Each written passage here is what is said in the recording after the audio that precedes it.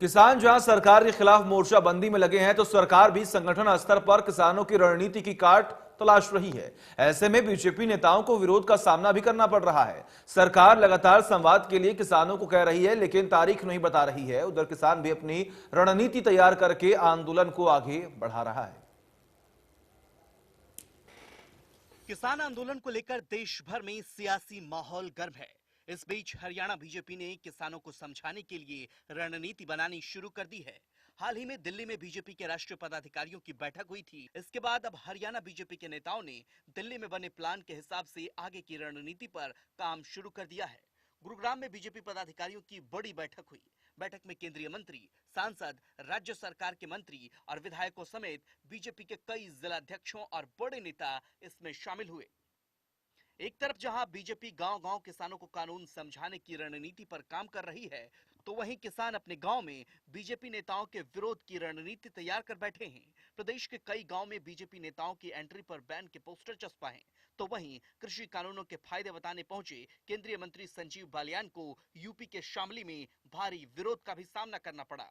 शामली के भैंसवाल में संजीव बालियान और बीजेपी के खिलाफ जमकर नारेबाजी की गई। ग्रामीणों ने मंत्री के काफिले के आगे ट्रैक्टर हटाकर उनको गांव में घुसने से रोक दिया।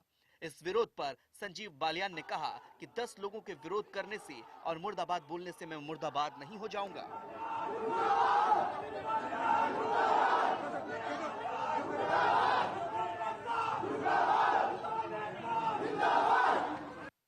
विधायक ईश्वर सिंह और कैथल के गोहलाचका में आयोजित धार्मिक कार्यक्रम में पहुंचे थे, जहां उन्हें किसानों के विरोध का सामना करना पड़ा। किसानों ने कहा कि विधायक के आने पर हर कार्यक्रम का विरोध किया जाएगा। इस विरोध के चलते विधायक को अपना कार्यक्रम स्थगित करना पड़ा। बीजेपी नेताओं के विरोध से सरकार में भी हलचल है। कृषि मंत्री जेपी दलाल ने कहा कि कानूनों को सरकार संशोधन और बातचीत से हल करने को तैयार है, लेकिन बीजेपी नेताओं या फिर मंत्रियों का विरोध करने से किसानों को नहीं बल्कि कांग्रेस को फायदा होगा। कामरेड और कांग्रेस की इच्छा जो है सत्ता प्राप्ति की, वो पूर्ति हम भी नहीं होने देंगे और हरियाणा और भारत की जनता भी नहीं होने देगी। सर, जो काफ़ी किसान जो हैं वो अपनी फसलों में ट्रैक्टर चला रहे हैं, उसको बर्बाद कर रहे हैं। देखिए, मैं इस चीज़ को उचित नहीं मांगता। अपना किसी भी चीज़ की मांग मानना, अपना नुकसान करना, समाज का नुकसान करना, सरकार की प्रॉपर्टी का नुकसान करना उचित नहीं है। केंद्रीय मंत्री नरेंद्र तोमर ने भी जेपी दलाल के बयान को मजबूती दी है। तोमर ने एक बार फिर बातचीत के संकेत दिए हैं, लेकिन उन्होंने कानून वापसी नहीं होने की शर्त भी साथ में रख दी है। तोमर ने कहा कि संशोधन के लिए सरकार तैयार है, लेकिन भीड़ जुटाकर कानून वापस नहीं कराए जा सकते। देखिए, दरअसल क्या है कि किसान यूनियन के लोगों से सरकार ने बहुत संवेदनशीलता के साथ 12 दौर की बातचीत की है।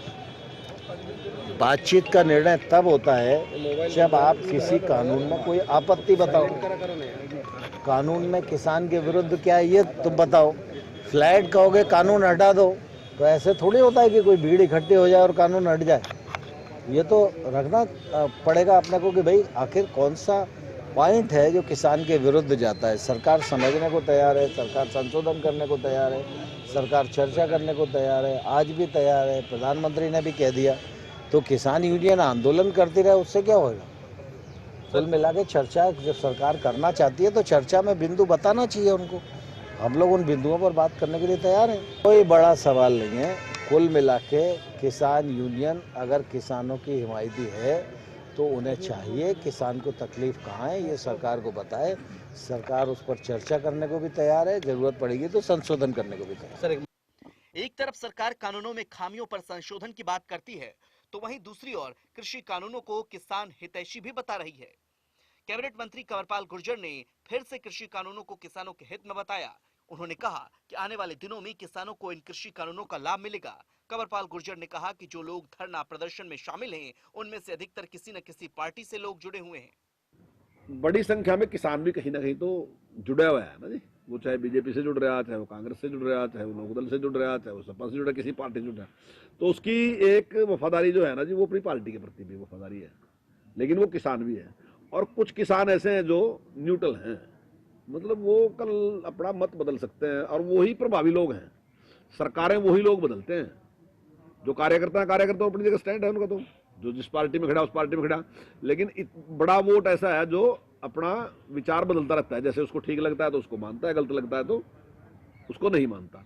तो अगर उसको समझाते हैं और वो वहां से उठ के चलाता है तो वो मैं मानता हूँ। जो पार्टी वाला तो बैठे ही रहेगा, जब पार्टी उसको कहेगी कि आपने ये करना तो वो तो वहां बैठे ही रहेगा। तो जो वहां इस प्रकार के बैठे, तो ज्यादातर लोग ऐसे हैं जो पार्टियों से जुड़े लोग हैं और जो चाहते हैं कि इस प्रकार से मोदी विरोध है। किसान आंदोलन लगातार तेज होता जा रहा है। आंदोलन के लिए किसानों ने आगे का कैलेंडर भी तैयार कर लिया है। पिछले 3 महीने से दिल्ली की सीमाओं पर किसानों ने डेरा डाल रखा है। किसानों ने आंदोलन की अगली रणनीति का भी ऐलान कर दिया है। 23 फरवरी को किसान पगड़ी संभाल दिवस मनाने की तैयारी कर रहे हैं, जबकि 24 फरवरी को किसानों की तरफ से दमन विरोधी दिवस मनाया जाएगा। इसके अलावा 26 फरवरी को युवा किसान दिवस मनाने की भी तैयारी हो रही है। कृषि कानूनों पर सरकार शर्तों के पर्दों के पीछे खुले दरवाजों और खुले मन का भरोसा चाहे किसान को दे रही हो, लेकिन धरने पर बैठे किसानों ने कानून वापसी की उम्मीद नहीं छोड़ी है। किसानों को उम्मीद है कि जल्द ही इस मसले पर बातचीत का डेडलॉक टूटेगा और कोई न कोई हल जरूर निकलेगा। टिकरी बॉर्डर पर बैठे किसानों के अनुसार महापंचायत और किसान रैलियों से उनका आंदोलन और ज्यादा मजबूत हुआ है।